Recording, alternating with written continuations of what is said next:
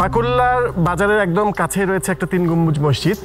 এটা কবে নির্মাণ হয়েছিল সেটা ঠিক করে জানা যায় না, তবে এটার স্থাপত্য শৈলী দেখে যেটা বোঝা যায় এটা সম্ভবত 1600 শতক বা 1500 শতকের দিকে তৈরি একটা মসজিদ।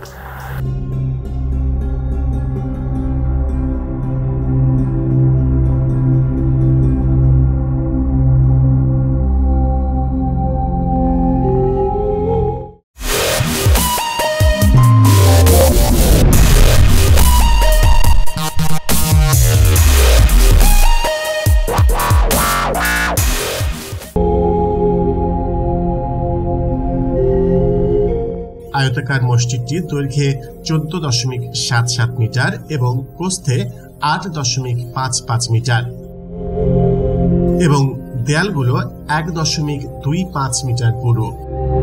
এই মসজিদের সাথে দিল্লির আওরঙ্গজেবের মতি মসজিদ, বর্ধমানে খাজা আনোয়ার শহীদের সমাধি এবং ঢাকার খাজা শাহবাজের মসজিদের বেশ মিল রয়েছে।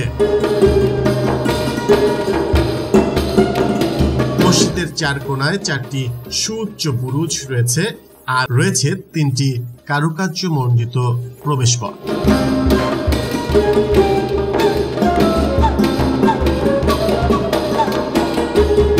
মসজিদের সবচেয়ে বড় আকর্ষণ হলো এর 3টি গম্বুজ।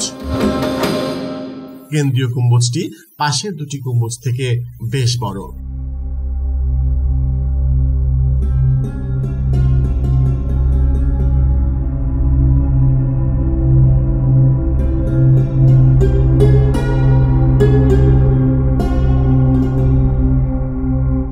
ভেতরে ঢুকলে চোখে পড়বে নকশাকৃত অবতল মিহরাব,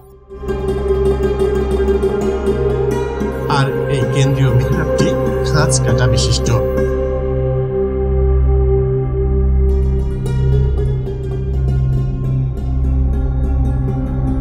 মসজিদের উভয় দিকে চৌচালা ধাঁচে 2টি কক্ষ নির্মাণ করা হয়েছে।